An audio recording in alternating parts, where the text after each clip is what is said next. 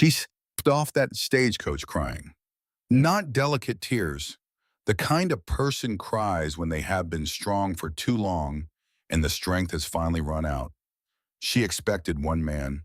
She found three. And the oldest one, without hesitation, without embarrassment, walked across that platform and said five words that changed everything. You don't have to pretend with us. This is the story of how she never did. There are moments a man carries for the rest of his life without knowing why.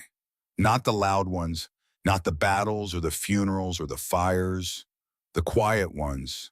The ones where nothing explodes and nothing burns and the world simply shifts like a river changing course underground, invisible until years later when you look back and realize everything that came after flowed from that single silent moment. For Caleb Hargrove, that moment arrived on the third Thursday of September in the year 1872 on the wooden platform outside Ridgecroft Station in Montana Territory. The sky was the particular shade of blue that only appears in early autumn, a blue so clean and deep it almost hurt to look at. The cottonwoods along the creek had gone gold. The air smelled of pine sap and coming cold, the kind of cold that whispers before it shouts. He was standing on that platform with his hat in both hands and 300 miles of wilderness at his back waiting for a woman he had never met. He did not know then what she would become. He did not know what she carried with her or what had been taken from her or how much courage it had required of her simply to climb aboard that stagecoach back in Billings and keep riding west when every sensible instinct she possessed must have been screaming at her to turn around. He did not know any of that. What he knew was this: the stagecoach was late, the sun was dropping, and somewhere behind him, two of his brothers were waiting with the same amber eyes and the same quiet that had defined the Hargrove name since before any of them could remember. He did not know, standing on that platform, that the moment the stagecoach door opened, everything about the life he had built with such careful and deliberate patience was going to change. He would understand it later. Most men do. But the understanding, as it always does, would come after. To know what Hargrove Ranch meant, you had to understand what it had cost. Not in dollars. Any man with a pencil and an account ledger could calculate the dollars. 300 acres of Montana grassland, 85 head of cattle, a two-story timber house with a proper stone foundation, a horse barn that could shelter 8 animals through the worst winter the territory had ever seen. The numbers were real. The numbers mattered. But the numbers could not tell you about the first winter. They could not tell you about a canvas tent in temperatures that dropped to 30 below, about 3 men sleeping pressed together for warmth, like animals in a den, about the way the cold came through the ground itself and made your bones feel like iron left out in the frost. They could not tell you about the second year when Beckett broke 2 fingers on his right hand in a horse accident and kept working anyway, wrapping the hand himself and binding it against a split of pine because there was no one else to do his share. They could not tell you about the fever that nearly took Cole in the 3rd year, or about Caleb riding 42 miles through the dark to Billings to fetch medicine, riding hard enough that his horse's flanks were white with sweat when he arrived, and riding hard again coming back. Because Cole was alone at the homestead, and Caleb was not going to let his youngest brother die in a tent in Montana Territory if he had a single breath left in his body to prevent it. The numbers could not tell you any of that. What the numbers could tell you was this: by the autumn of 1872, Hargrove Ranch was real. It was solid. It was the kind of thing a man could stand back from and say without apology or exaggeration that he had built it, that it existed because of choices made and work done and sacrifices offered up willingly to the particular and unforgiving God of the American frontier. Caleb Hargrove had been 25 years old when he made the decision to bring his brothers west. He had come back from Gettysburg the year before, thinner than he had left and quieter in a way that people who had not been to war did not entirely understand. The war had taken things from him that were not immediately visible, the way a tree can lose its roots underground long before it shows any signs of dying above. His father, Thomas Hargrove, had died of fever in the winter of '64, alone in Virginia, while his eldest son was somewhere in Pennsylvania, learning what men were capable of doing to each other. His mother, Martha, had held the family's small farm together through sheer determination for as long as she could, but she was 53 years old and tired in a way that went deeper than the body. Caleb had stood in the kitchen of the Virginia farm one evening in March of '65, looking at the walls that needed patching and the roof that needed replacing and the field that needed turning, and he had done a calculation, not of what was possible, of what was worth doing. The East was finished for men without money and without names. The West was not. He had told Beckett first because Beckett, at 21, was old enough to decide for himself, and because Beckett's answer would tell him whether he was being reasonable or reckless. Beckett had listened to the whole plan, not interrupting, sitting at the kitchen table with a coffee cup in his calloused hands. When Caleb finished, Beckett said exactly 4 words. "When do we leave?" Not a question, a statement. That was Beckett. Cole, who was 18 and had never been anywhere except Virginia, had simply picked up his coat from the hook by the door when Caleb told him they were going. He had not asked where, he had not asked why. He had asked only one thing. "Can I bring my harmonica?" That was Cole. They arrived in Silver Elk Valley in September of 1865, 3 brothers and a wagon and less money than any sensible person would consider adequate for the undertaking ahead. They built their first shelter before the snow came. They built their first proper cabin the following spring. They worked the land through 7 summers and 7 winters, each season teaching them something the previous season had not, each year adding a little more to what they had and subtracting a little more from the youth they had brought with them from Virginia. By 1872, Caleb was 32 years old. His hair had a few threads of silver at the temples that the autumn light sometimes caught. The scar on his left jawline, a souvenir of a moment at Gettysburg he did not discuss with anyone, had faded to a pale line that you had to know to look for. His hands were calloused in a way that had nothing to do with vanity and everything to do with the kind of work that builds things meant to last. He had eaten his meals alone for 7 years. Not entirely alone because Beckett and Cole were there, and that was something that was more than something, but alone in the way that a man without a partner is alone regardless of who else sits at his table. Alone in the way that the silence of a house without a woman in it is a particular kind of silence, not unpleasant exactly, but present, always present, like a note held too long. The advertisement he had placed in the Boston Weekly Gazette 3 months earlier had not been an act of desperation. Caleb Hargrove did not do desperation. It had been an act of honest reckoning. The ranch was growing, there were papers to manage, and accounts to keep, and decisions to make that required someone in the house while all 3 of them were in the field. And there was the other thing, the thing he did not write down or say aloud, the thing that announced itself in the quiet of evenings when the work was done and the lamp was burning low, and there was nothing in the room except the sound of the wind outside and the occasional pop of the fire. He was tired of the silence. He had received 23 letters in response to the advertisement. He had read all of them. Most were what he had expected, careful and formal, written by women presenting the best version of themselves for a stranger's consideration. He could not fault them for that. It was a reasonable strategy, but one letter had been different. The handwriting was clear and unhurried. The sentences were direct. There were no flowery declarations and no performed helplessness. The woman had described herself as practical, capable, and unafraid of work, and she had written those words as statements of fact rather than reassurances. She had also written toward the end of the letter a single sentence that Caleb had read more than once. "I am looking for a real beginning, not a comfortable story." Her name was Eleanor Whitfield. She was 22 years old. She had been a school teacher in Boston. They had exchanged letters for 4 months. He had told her about the ranch and the work and the winters. She had told him about the school and the children and the particular satisfaction of watching a struggling student suddenly understand something that had eluded them for weeks. They had not exchanged grand promises or romantic declarations.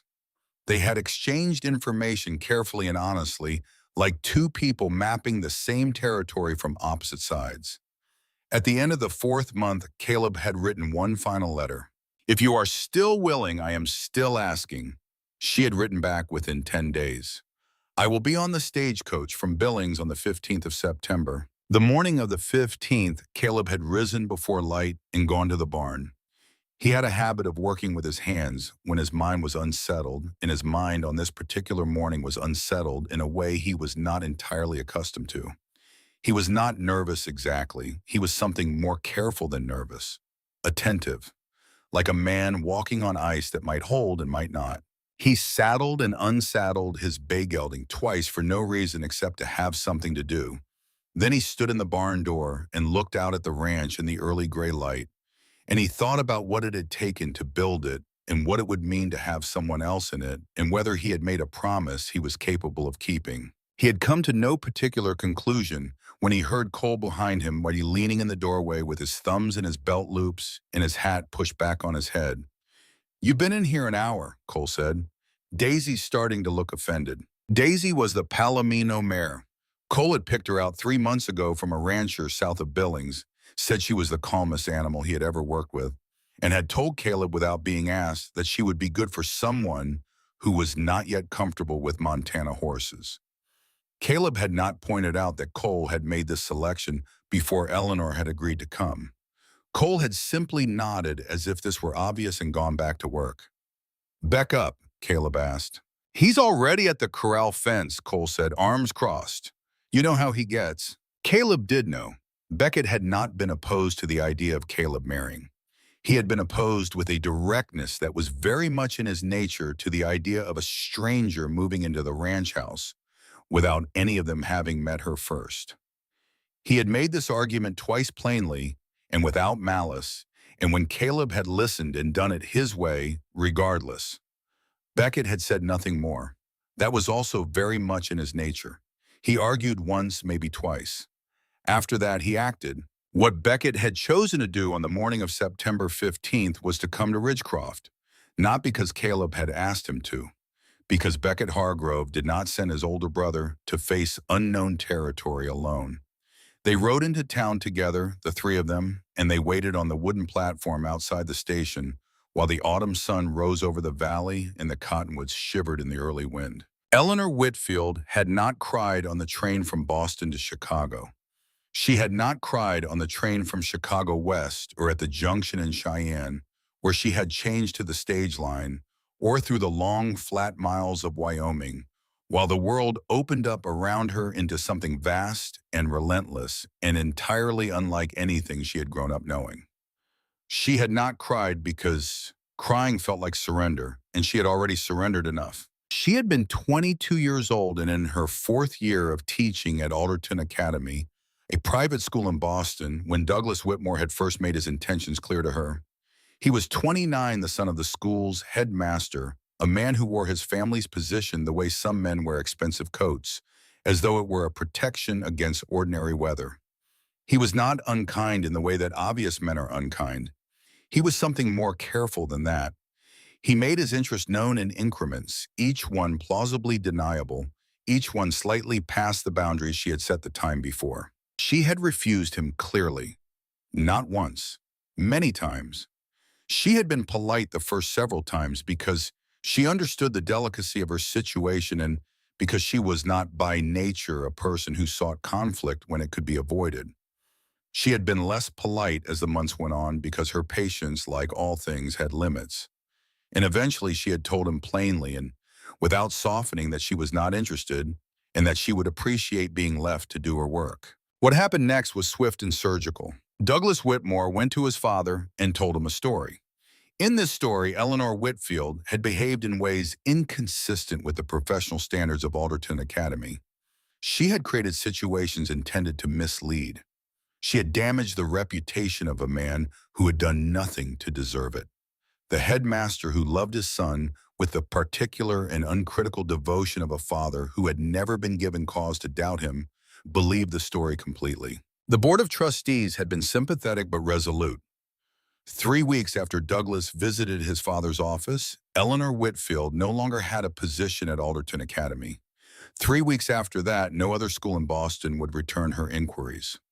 The rumor had traveled as rumors do in a city that presents itself as civilized while operating on the same ancient mechanics of gossip and social currency as any small town. Her mother had urged her to wait it out. Her younger sister Clara, who was engaged and happy and not entirely capable of understanding what it felt like to have the floor removed from under you, had suggested that there must be some mistake that could be corrected. Eleanor had loved them both for saying it.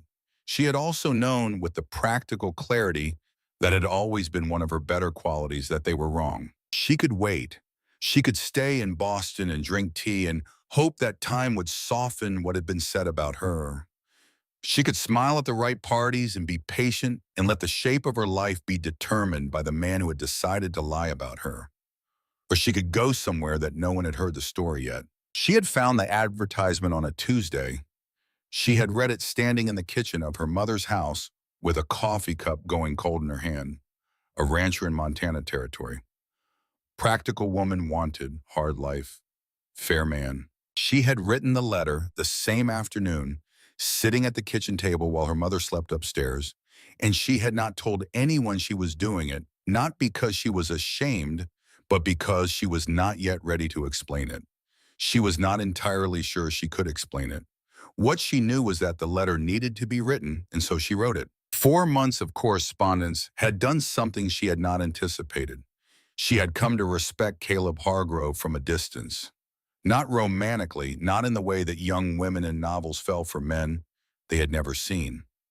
Simply and practically, she had come to understand from his letters that he was a man who meant what he said and said what he meant, and that in the landscape of her recent experience, that quality was rare enough to be remarkable. She had packed one trunk in one small valise, and she had said goodbye to her mother and her sister on a morning in early September when the Boston elms were just beginning to turn, and she had gotten on a train heading west, and she had kept moving. For 3 days and 4 nights on the stagecoach from Billings, she had held herself together with the particular effort of someone who knows that if they stop holding, they will not be able to start again.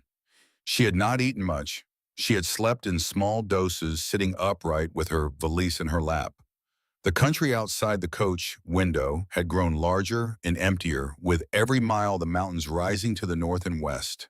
The sky overhead, a blue so absolute it looked painted. She had been fine. She had been fine all the way from Boston to Billings to the long dirt road into Silver Elk Valley. She had been fine when the coach slowed and the driver called out the name of Ridgecroft. She had even been fine when she heard the wheels on the wooden planks of the station platform and felt the coach come to a stop. She had been fine right up until the moment the door opened and she looked out and counted 3 men where she had expected one. 3 pairs of amber eyes. 3 faces with the same bone structure. 3 figures so tall and broad that for a moment the sunlight behind them turned them to silhouettes, and she could not read their expressions at all. 3 brothers she had not known. His letters had mentioned his brothers, but she had not known they would be here.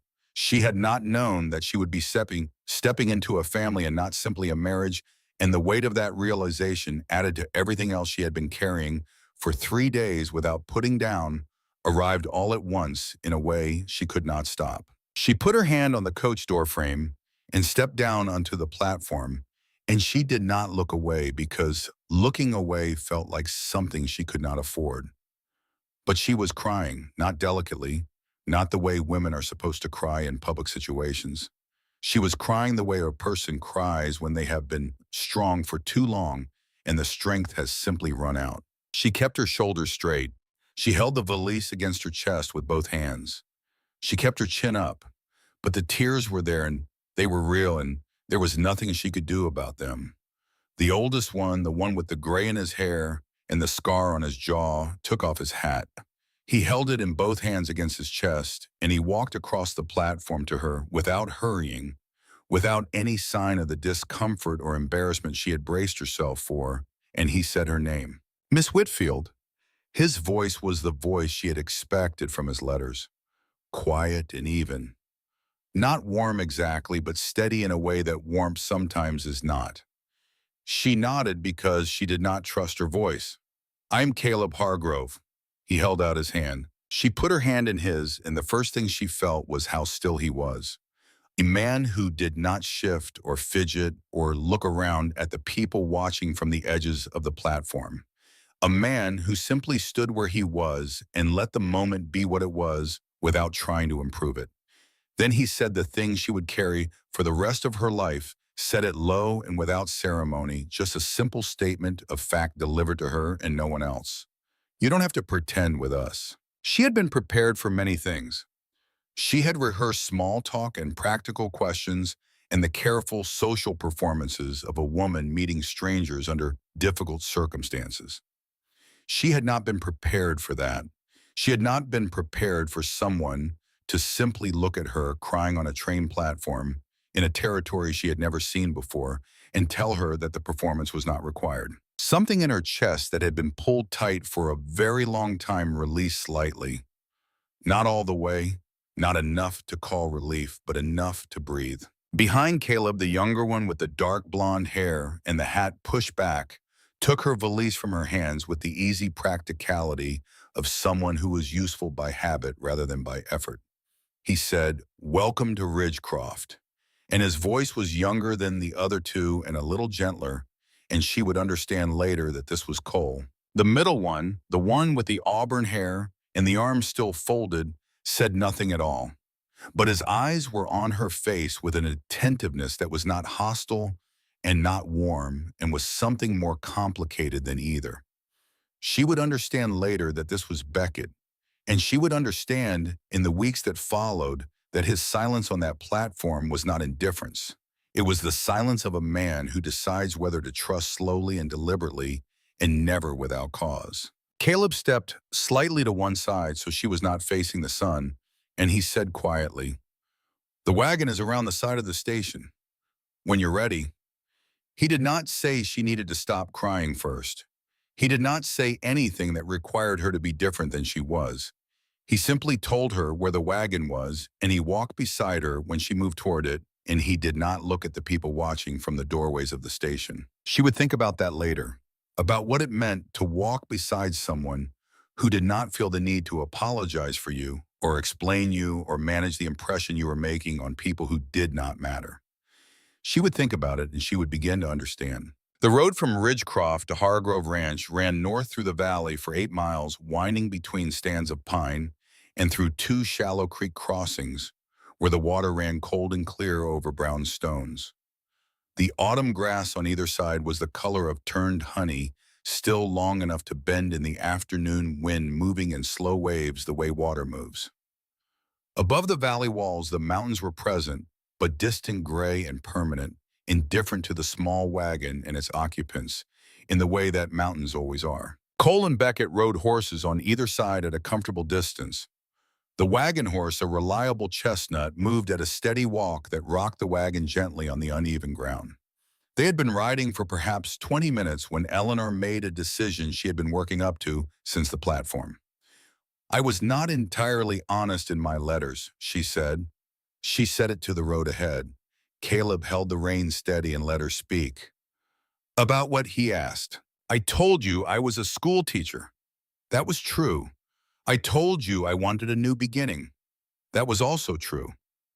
She paused and the wagon rolled over a small stone and the grass moved around them. "But I did not leave voluntarily. I was dismissed. My reputation was damaged by someone with the means to damage it, and by the time I understood what had happened, there was nothing left to salvage." She told him about Douglas Whitmore. She kept it to the facts because the facts were sufficient. The pursuit, the refusals, the story that had been told, the board's decision, the doors that had closed one by one with a softness that somehow made them worse to hear than if they had slammed. She told him she had answered his advertisement not from desperation, she wanted him to understand that clearly, but because it had been the first genuine opening she had seen and she had been honest enough with herself to take it. When she finished, the valley was quiet except for the wind and the sound of hooves on soft earth. Caleb said nothing for a moment, long enough that she began to prepare herself for what came next. The careful language of someone explaining why this changed things, Why it was different now that he knew why, perhaps it would be better if they reconsidered. Then he said, Miss Whitfield, out here a person is judged by what they do, not by what someone else decided to say about them. I'm not looking for a woman with no past. I'm looking for one who's honest with me. You've just done that. She looked at him. He was watching the road. What matters to me, he continued, is whether you meant what you wrote, that you want partnership, that you're willing to work, that you're here because you want to be and not because there was nowhere else to go. I want to be here, she said, and she was surprised to find that it was true, or at least beginning to be true, in the way that things you believe with your mind before you believe with your heart begin to settle downward with time. Then that's enough. To her left, close enough that she could hear, came the faintest sound that she would later recognize as Beck exhaling. Nothing dramatic, just a breath. But Caleb's words had landed somewhere in all three of them. She understood that, and the air around the wagon felt different after them. The ranch appeared at the top of a long rise, revealed as the wagon crested the hill in the long golden light of late afternoon. Eleanor saw it whole before she saw any of its parts, the way you sometimes understand the meaning of something before you understand the words. It was not beautiful in the way that paintings are beautiful. It was beautiful in the way that honest things are beautiful. The house was 2 stories of squared timber with a stone chimney at each end, set back from the slope at an angle that would catch the morning sun and deflect the north wind. The barn behind it was larger than she had expected, long and low with good eaves. The fencing around the corrals was straight and sound. The path from the gate to the front porch was lined with flat stones, each one laid with deliberate care. Everything was placed where it was for a reason.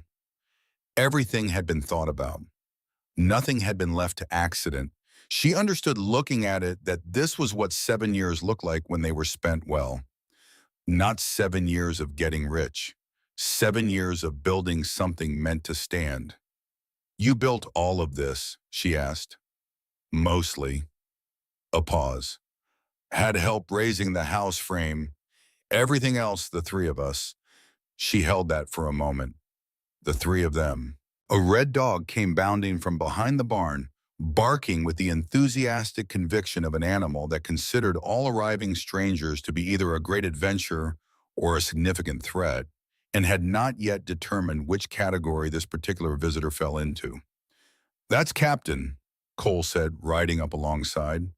He'll calm down once he decides you're not going to steal the chickens. Captain, after a thorough investigation of Eleanor's boots in the hem of her traveling dress, concluded that she was acceptable and demonstrated his verdict by sitting directly on her foot and looking up at her with the expression of a dog who has made an important decision. He's chosen you, Cole said, sounding entirely unsurprised. That usually takes longer. She reached down and scratched behind the dog's ears, and Captain's tail described a slow and satisfied arc. Inside the house, the quality she had noticed outside was present in every room. The floors were pine plank wide boards fitted close and sanded smooth. The kitchen had a cast iron stove so substantial it seemed to anchor the room to the earth beneath it. The windows were clean and the curtains at them were new, and she would learn later that Cole had written to Billings the previous month to have them made because he had thought the house should look different when someone new was coming to it. Caleb showed her upstairs to the room that had been prepared for her. Wildflowers in a small jar on the windowsill, aster and yarrow late-season blooms from the meadow below. The quilts on the bed were clean and heavy, with the kind of weight that means warmth. The lock on the door was well-oiled, the kind of detail a person only notices when it has been specifically attended to. Caleb stood in the doorway. The ceremony is Sunday, he said. Reverend Finch comes up from Ridgecroft. Until then, this is your room. A short pause. No one will bother you. That includes us. She understood that he was saying something more precise than courtesy required. He was establishing a rule, not asking for gratitude, just stating what would be true so that she did not have to wonder. Thank you, she said. He nodded once and went back down the stairs. She stood in the room for a moment alone. Through the window, the valley stretched south in the amber light, and she could see the mountains at the far end of it, and above the mountains the sky was beginning to deepen toward evening. The wildflowers on the windowsill were not a grand gesture. They were a small one, the kind that a man who does not use many words makes when he wants to say something he is not going to say out loud. She had noticed, she thought he knew she would. That first dinner was four people learning the shape of each other in the particular and careful way of strangers who are going to be living in close quarters and have decided to take it seriously.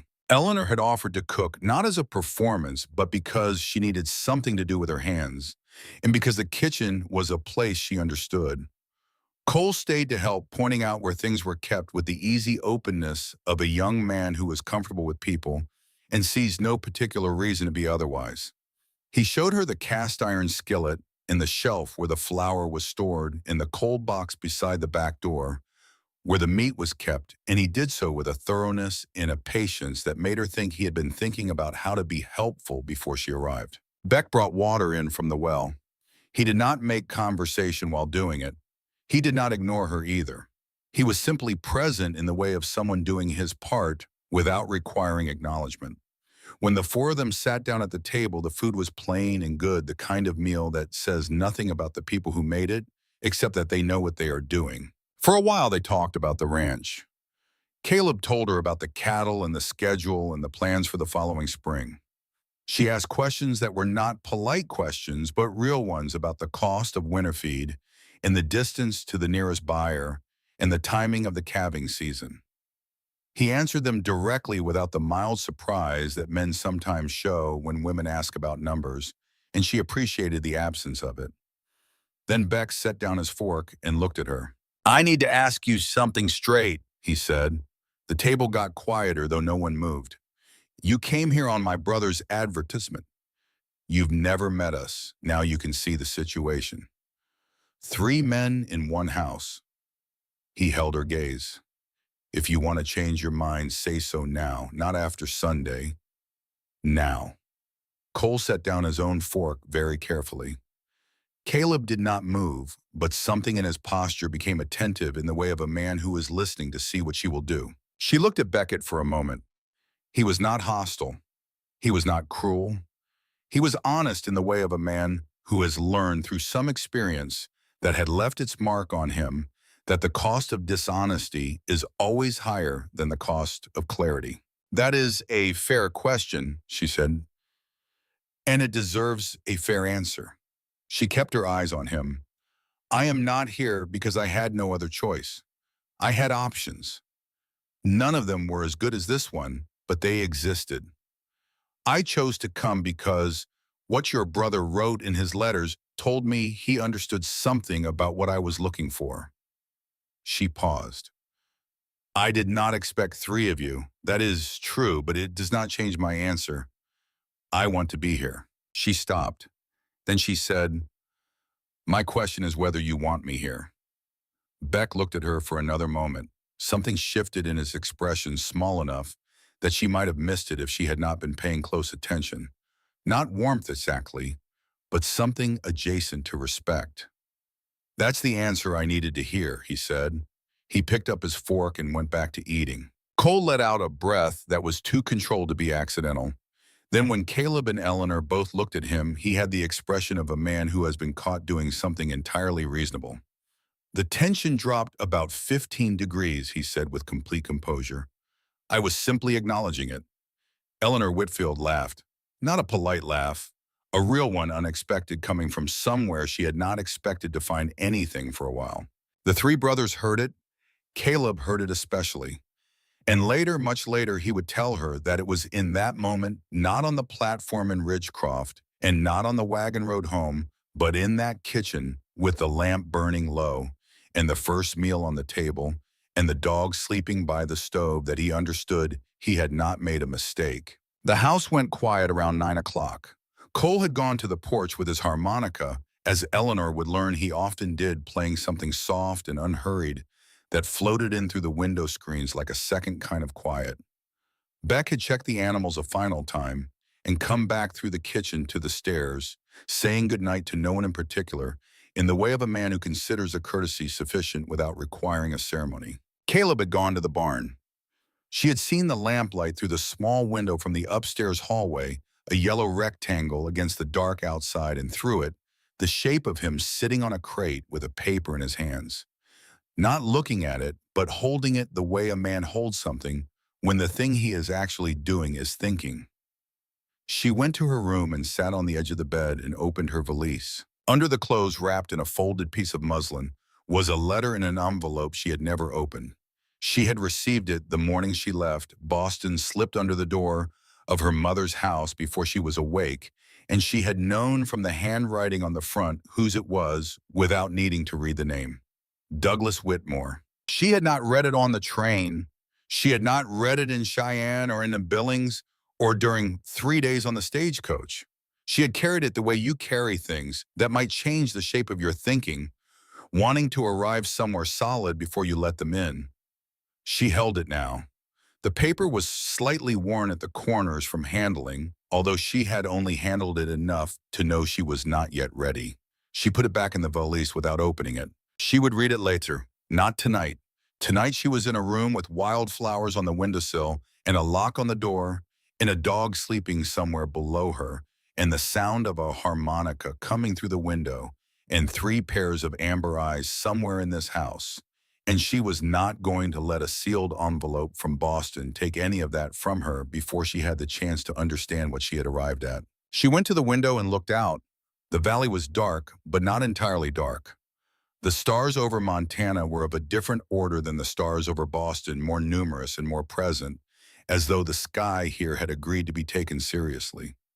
Below the lamp in the barn window still burned. Caleb was still there. She thought about the letter in her valise.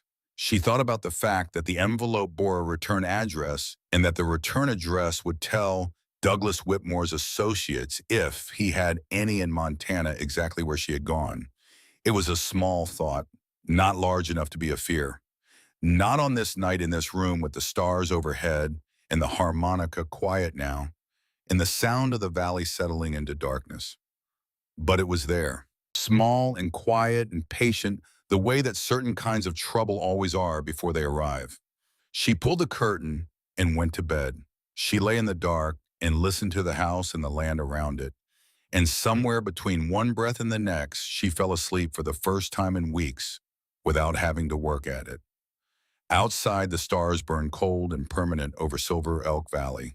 The lamp in the barn window held its light a while longer and then went dark. And the letter in the valise lay in the silence waiting. The Saturday before the wedding, the house was quieter than usual. Not an empty quiet, a full one, the kind that settles over a place when the people in it are each occupied with their own thinking and have the good sense not to fill the air with words just to prove they are present. Cole had spent the afternoon in the barn doing work that did not strictly need doing, moving things from one shelf to another and moving them back, playing his harmonica in short phrases, and stopping as though even music required more concentration than he could spare. Beck had ridden out to the north pasture after midday and had not come back until supper, and when he did come back, he ate without saying it and went to bed early, which was not like him. Caleb worked at the kitchen table after supper, going through the ranch accounts by lamplight with the focused attention he brought to anything that required precision. Eleanor sat across from him reading a book she had brought from Boston or attempting to read it. She had read the same page 3 times without retaining a single sentence. She was not frightened. She had examined that possibility carefully and arrived at a more accurate description. She was uncertain in the way that a person is uncertain when they have made a decision they believe to be right and are now in the last hours before the point of no return, and the finality of it is becoming more real with each passing minute. Caleb closed the account book. He did not put it away immediately. He sat with his hand resting on the cover for a moment, and then he reached across the table and pushed a folded piece of paper toward her. She looked at it without touching it. "Open it," he said. She unfolded it. It was a land deed, Hargrove Ranch, 300 acres. The name on the ownership line was Caleb Hargrove. She looked up at him. "If we marry tomorrow," he said, and his voice was the same steady register. It always was the voice of a man making a practical statement rather than a declaration. "Half of this land becomes yours. Not in trust, not in name only. Your name on the deed. You can sell your half at any time without my permission or my agreement. She looked back at the paper. In Boston, she said after a moment, married women own nothing. This is not Boston. He picked up his coffee cup. And I am not looking for someone to maintain my household. I am looking for a partner. A partner has a stake in what she is partnering in. She held the deed for a long moment. Outside, the wind moved through the pines at the north edge of the property, in its low, constant way, a sound she had already begun to associate with this place in a way she had not expected. 5 days in the sound of those pines was already something she recognized. "Why are you showing me this tonight?" she asked. "Before the ceremony." "Because you should know what you are agreeing to before you agreed to it," he said. "Not after." She folded the deed carefully along its original lines and placed it on the table between them. "I meant what I said to your brother at dinner the first night," she said. "I am here because I chose to be, not because I had no other path." He looked at her across the lamplight. There was something in his expression that she could not name precisely, not quite warmth, but something in its vicinity, the way a room is warm near a fire without being the fire itself. "I know," he said. He took the deed back and set it on the stack of papers to his right. "Get some sleep," he said, and went back to his work. She went upstairs. She did not sleep immediately.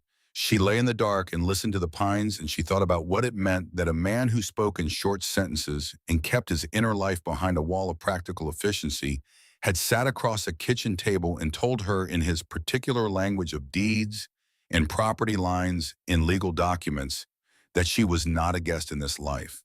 She was a part of it. Sunday came in clear and cold, with a sky the color of pale iron and a wind off the mountains that carried the first real hint of winter in it. Eleanor stood before the small mirror in her room and put up her hair and put on the best dress she had brought with her, the blue one the color of morning sky, with the lace at the collar that her mother had sewn for her 18th birthday. She looked at herself for a moment. The woman in the mirror was not the woman who had stood in this mirror on Thursday morning, red-eyed and uncertain and gripping a valise like it was the only solid thing left in the world. She was not entirely certain what she was now. But she was not that. She went downstairs. The three of them were in the front room. Cole had made an effort with his appearance that was visible and genuine and not entirely successful, his collar buttoned too high and his hat nowhere in evidence. Beck stood near the window in his best coat, arms at his sides for once, rather than crossed his expression, carrying the specific quality of a man who has made his peace with something and intends to honor it.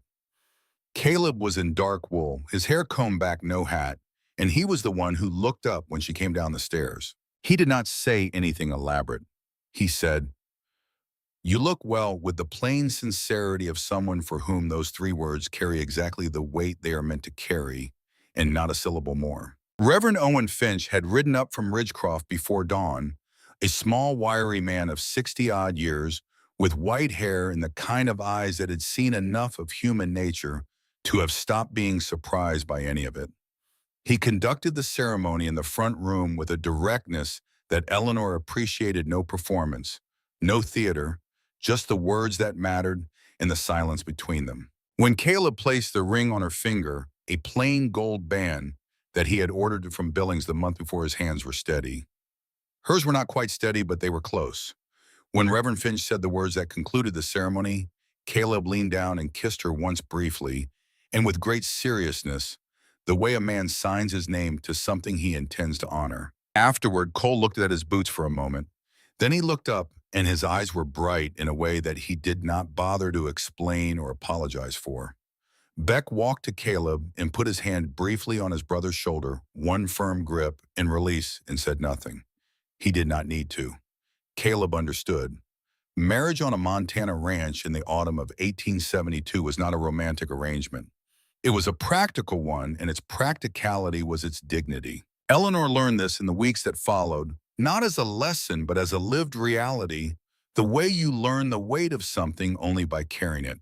She learned that the cast iron stove in the kitchen required specific management, Not just fuel, but timing the art of banking the fire at night so that the morning coals were live enough to restart without wasting half your kindling, an economy of small decisions that accumulated across the day into something meaningful. She learned that Bessie the milk cow preferred to be approached from the left and disliked sudden movements, and that the twice daily rhythm of the milking was one of those frontier tasks that sounds simple until you are sitting on a three-legged stool at 5 in the morning with your breath making clouds in the cold air and your hands not yet fully awake. Cole taught her. He taught with the patience of someone who has learned everything he knows from the ground up and has never forgotten what it was like not to know it. When she spilled the first bucket of milk, he regarded the puddle on the earthen floor with the tranquility of a man who has spilled a great many things in his life and arrived at a philosophical position on the subject. He brought a second bucket and they started again. He also taught her to ride in the Montana style. She had ridden as a girl summers at her grandfather's farm in Connecticut, and she knew the basics. But riding in Montana, Cole explained, was a different conversation between a rider and an animal. The terrain demanded more. The weather demanded more. The distances demanded more. He was a careful and attentive teacher, and Daisy the Palomino mare was patient in the way of animals that had been well handled, and by the end of the second week, Eleanor could take her out alone to the creek and back without thinking too carefully about any of it. Beckett taught her something different, and he taught it in a way that was entirely consistent with his nature, which was to say he taught it by example rather than instruction. One afternoon, she was hauling water from the well, a full bucket in each hand, and the weight of them was pulling at her shoulders in a way that was becoming familiar and unpleasant. Beck came around the corner of the barn, took one look, and disappeared. He returned 2 minutes later with a length of pine he had cut into a carrying yoke, 2 notches at either end to hold the bucket handles. He fitted it across her shoulders, hung the buckets, and adjusted the balance with the efficiency of someone for whom this was an obvious and practical solution that required no discussion. Then he walked back around the corner of the barn. He did not ask if she needed further instruction. He did not wait for thanks. He had seen a problem and addressed it. That was the whole of the transaction, and it was she would come to understand the primary language in which Beckett Hargrove expressed care for other people. Caleb showed her the account books the second week, spreading them across the kitchen table after supper, when the others had gone about their evening tasks, and walking her through the ranch's finances with the same candor he brought to everything else. Income from the autumn cattle sale, winter feed costs, the expense of hiring day labor during branding, the outstanding account with the hardware supplier and billings. He presented all of it without editing or softening because this was her stake too now, and she had a right to see it whole. She asked questions, real questions, the kind that came from actually thinking about what he was telling her rather than performing engagement. She asked about the variance in freight costs between the two routes to Billings. She asked whether the hay storage capacity of the current barn was adequate for a herd that was projected to grow by 15%. She asked about the terms of the standing agreement with the Army Supply Depot in Helena. He paused after the third question and looked at her with the expression of someone recalibrating a prior assumption. "You understand contracts," he said. "I taught school," she said. "But before that, I managed the accounts for my mother's household for 3 years, and before that, I read everything I could find because I found it interesting. Financial documents are not mysterious. They are just language with numbers." He looked at her for another moment. Then he pushed the account books toward her. "Then take them," he said. "Weekly reconciliation is Friday. Monthly summary first of each month. If you see something that doesn't balance, tell me." She pulled the books towards her and opened the first one. That was how it began. 3 weeks after the wedding, Mayor Gerald Marsh rode out to the ranch on a Tuesday afternoon with his hat in his hand and the look of a man carrying a piece of good news he was uncertain how to deliver. He was a broad-shouldered man of 50 who ran Ridgecroft's general store and served as the closest thing to a civic authority. The town possessed a position he occupied with genuine goodwill and a certain amount of self-importance that Eleanor had already concluded was essentially harmless. The Ridgecroft School had been without a teacher since the spring. The woman who had held the position had married a homesteader south of Billings and moved away, and the children of the valley had spent 6 months in a state of informal education that was, by all accounts, insufficient. The town council had approved a building fund. A former storage room at the back of the trading post had been identified as a suitable space. What they lacked was a teacher. He said all of this while standing on the front porch, and he concluded by looking at Eleanor with the respectful hopefulness of a man who is asking for a favor that he knows is not unreasonable. Caleb was standing in the doorway behind her. He spoke before she could. "If Eleanor wants to teach, she'll teach," he said. "That's her decision." Marsh looked slightly surprised, then recovered. "Well then, I hope you'll consider it, Mrs. Hargrove." After Marsh rode back down the road, Eleanor stood on the porch for a moment looking at the valley. Then she went inside. That evening at the table, she looked at Caleb across her coffee cup. "You would not object," she asked, "to the time it takes, the days in town." He set down his fork. "You are not my employee," he said. "You are my wife. I told you that from the beginning, that I was looking for a partner. A partner does not require permission to use her own skills." She thought about that for a moment. "In Boston," she began. "I know what they do in Boston," he said, not unkindly, but with the finality that closed the subject. "This is not Boston, and I did not ask you to come here so you could be smaller than you are." She was quiet for a moment. Then she said, "I would like to teach." "Then teach," he said, and picked up his fork again.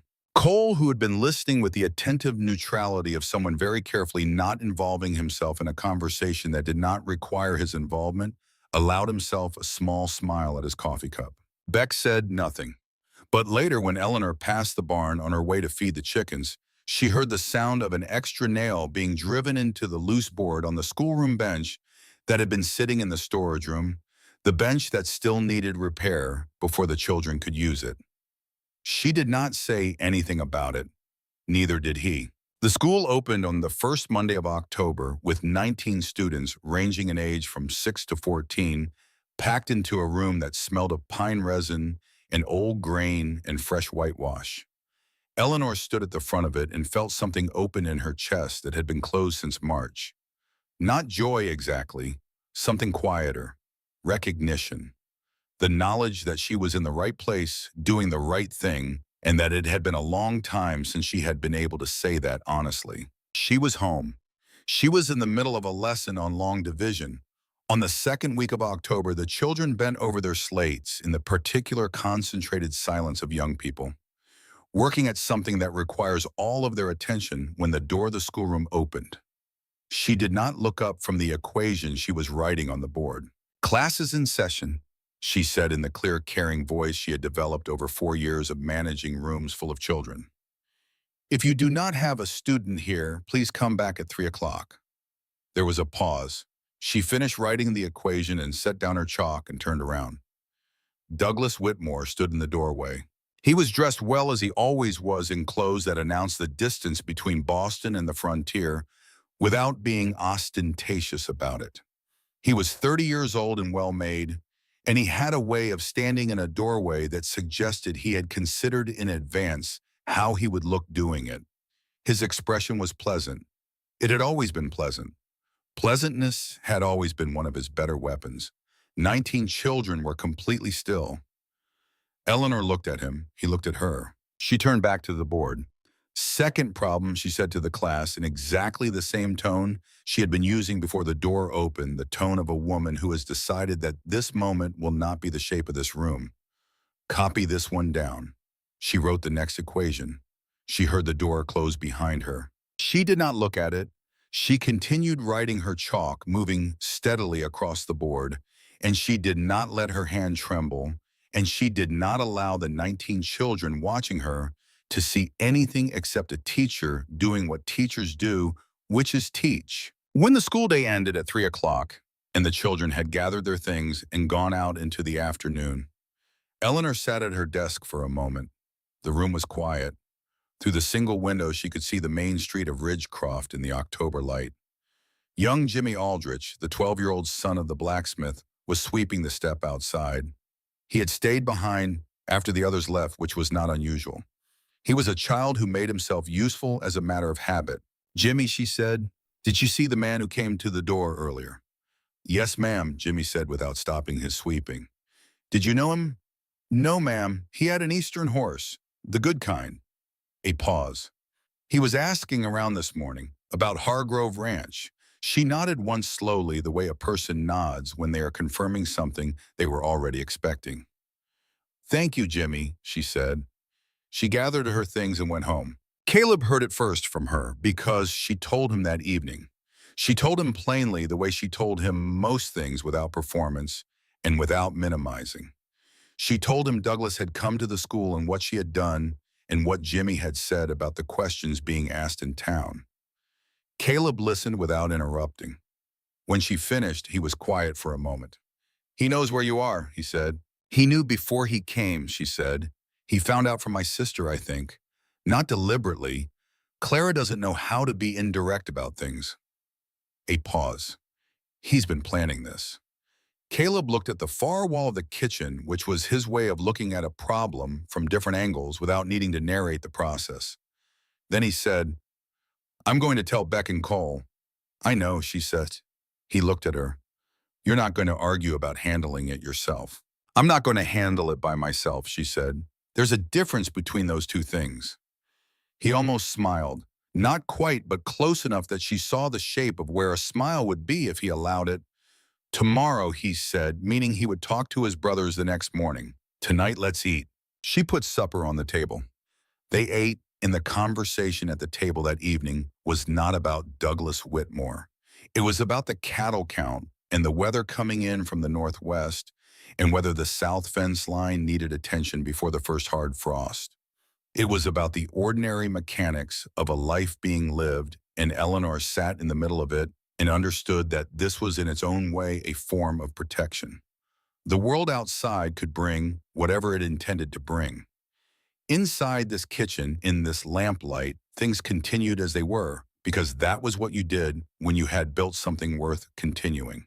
Beckett rode to town the next morning before Eleanor was awake. He had heard the account of the previous day over breakfast, listening in the way he listened to things that mattered without comment or interruption, his amber eyes steady. When Caleb finished, Beck had nodded once and said he was going to Ridgecroft, and Caleb had said that Beck should think carefully about how he went, and Beck had said he would and ridden out. He did not intend to start trouble. He intended to take the measure of a man, which was a different enterprise and one he considered himself reasonably qualified for. He had been reading people since before he could articulate what reading people meant, and the account Caleb had given him of Douglas Whitmore, assembled from Eleanor's letters, and her descriptions had given him a preliminary picture that he wanted to test against reality. Agnes Porter's boarding house was the only establishment in Ridgecroft that let rooms. Beck tied his horse at the rail and went inside and introduced himself to Agnes, who knew him perfectly well, and offered him coffee, which he accepted. He sat in the front room and waited, and within 20 minutes, Douglas Whitmore came down the stairs in the kind of coat that cost more than most men in Silver Elk Valley earned in a month. Beck watched him. Douglas saw Beck and understood immediately who he was, which said something in itself about how much the man had already learned about the valley's inhabitants. His expression did not change. He sat down and accepted the coffee Agnes brought, and he was, Beck would acknowledge later, with the fairness he gave to all accurate assessments, a very controlled individual. The conversation that followed lasted 30 minutes. Douglas was careful in the way of men who have learned to shape information rather than state it outright. He did not say that Eleanor had done anything wrong. He implied it in the elegant circling way of someone trained in the art of suggestion, using phrases that planted questions without asking them directly. The reputation of the school, the circumstance of her departure from Boston, the concern of people who knew her well. He expressed no malice. He expressed only the measured worry of a man who had traveled a long way out of genuine care. Beck listened to all of it. He listened carefully, the way he listened to everything, sifting for the shape beneath the words. And what he found beneath the words was what he had suspected he would find: a man who had decided that a woman's silence was a vulnerability that could be exploited from a distance, and who was skilled at conducting that exploitation in language that sounded like concern. He rode back to the ranch with the picture clearer than it had been before. But he made a mistake. He had learned what he needed to learn about Douglas Whitmore. What he had not done was ask Eleanor about it directly, and he had not done that because the information he had gathered still contained a residue of uncertainty that his nature would not let him simply dismiss without address. He found Caleb in the North Field and told him what Douglas had said, not as accusation, as information. And then he said the thing that was the mistake. "Are you certain you know enough about her?" Caleb looked at his brother. Beck could see from the stillness in Caleb's face that the question had landed somewhere it had not been meant to land. "You went to talk to him," Caleb said. "I went to read him, and you came back with his words." Beck held his brother's gaze. They had known each other long enough that certain arguments did not require lengthy construction. "I came back with questions," he said. "That is different." "Then ask them of Eleanor," Caleb said. "Not of me." The silence between them had the texture of something that had been said before in other forms over the course of years, the particular friction of two people who share a fundamental decency and still disagree about the path to it. "She is telling the truth," Caleb said, not loudly, not with anger, but with the certainty of a man stating something he has measured and found solid. "I have not seen her be otherwise. Not once. When you find her in a lie, you can bring me questions." Beck looked at the mountains to the north for a moment.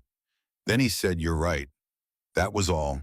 He meant it completely, and Caleb knew that he did because Beckett Hargrove did not say things he did not mean. That evening, Beck came into the kitchen while Eleanor was working at the table.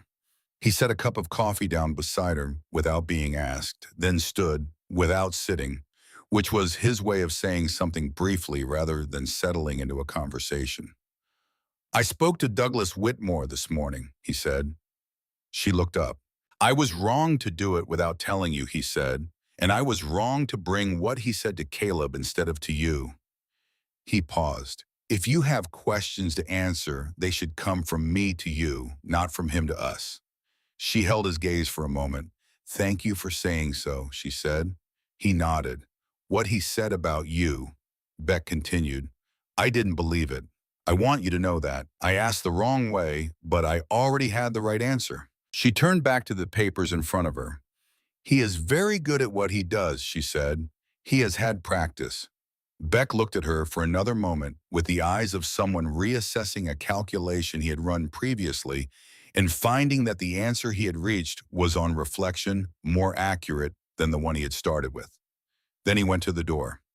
"He'll try again," he said. "Not at the school. He's smarter than that. He'll try a different angle." "I know," Eleanor said. "Then when he does," Beck said, "don't face it alone." He went out. She heard his boots on the porch, and then the sound of the barn door, and then the regular, unhurried sounds of a man doing his work in the last of the afternoon light. Beck was right about the different angle. The town gathering at Ridgecroft's meeting hall happened on the last Saturday of October, a monthly event at which the Valley's residents exchanged information, addressed shared concerns, and in general conducted the informal civic business that keeps small communities functioning. Eleanor had attended the first one 2 weeks after the wedding, and she had understood it for what it was, the place where the social weather of Ridgecroft was most accurately observed. Caleb was in the south pasture that day checking a fence line that had been reported damaged. He had expected to be back before noon. The fence was in worse condition than the report suggested, and the work ran long. Eleanor attended the gathering with Cole and Beck. Douglas Whitmore was there. He had been invited, she would learn afterward, by Mayor Marsh, who had met him at Agnes Porter's establishment and extended the courtesy of inclusion that small-town hospitality tends to offer to any new arrival. Marsh did not know the history. He had no reason to think there was one. Douglas waited until the gathering had settled into its comfortable middling portion, when people were relaxed and conversation was flowing, and the defenses that people maintain in formal settings had softened. Then he began to speak in the measured tone of a man raising a concern the way you raise a concern in public when you want it heard by the maximum number of people without appearing to be making an accusation. He spoke about the school. He spoke about the standards that a school required. He spoke about the responsibilities that a community assumed when it placed its children in the care of an educator, and he spoke about the importance of background and character and the kind of history that followed a person from place to place, whether they wished it to or not. He said all of this without saying Eleanor's name once, and the room understood every word of it. From the back of the room, Eleanor watched the faces of her neighbors. She watched Marcia's expression move from relaxed to uncertain. She watched Agnes Porter's eyes narrow slightly in a way that could have been skepticism or belief, or simply the caution of a woman who had lived long enough to not decide quickly. She watched Reverend Finch, who was sitting to her left, set down the hymnal he had been holding. She felt Cole, who was standing to her right, go very still, in the way he went still when he was deciding something. Then Beck stepped forward. He moved through the room without rushing the way a man moves when he is going somewhere and has already decided how the conversation will go. He stopped where Douglas had a clear line of sight to him, and he looked at the room, not at Douglas, and he spoke in the voice he used when he intended to be heard clearly and did not intend to repeat himself. "I know who this man is," he said. "I spoke to him myself 10 days ago. He came to this valley not because he is worried about anyone's welfare. He came because he cannot accept that a woman he lied about found a better life than the one he tried to take from her." Douglas began to speak. Beck turned to look at him, and whatever Beck's expression contained was sufficient to pause the man in mid-sentence. "Eleanor Hargrove is my brother's wife," Beck said. "She is a member of this family and a teacher to the children of this valley. If anyone in this room has a question about her character, they should ask her directly." He turned back to the room. "Not ask this man who has known her less than a week and knew her badly before that." The room was quiet. Then Eleanor walked to the front of it. She had not planned this specifically, but she had known somewhere in the back of her mind since Douglas had appeared at the schoolroom door that this moment was coming, and she had thought about what she would do when it arrived. Not what she would perform, what she would say. There was a difference, and she had always understood that difference better than most. "I will tell you the true account," she said, "all of it. Not in suggestion, not in implication. The actual events in order as they occurred." She spoke for perhaps 15 minutes. She told the room about Alderton Academy and her 4 years there and the quality of her work. She told them about Douglas Whitmore's pursuit and her refusals and the story that had been constructed when the refusals proved final. She told them what had been done to her reputation and what the consequences had been, and why she had answered an advertisement in a Boston newspaper from a rancher in Montana Territory. She spoke without asking for sympathy. She was not in the business of asking for sympathy.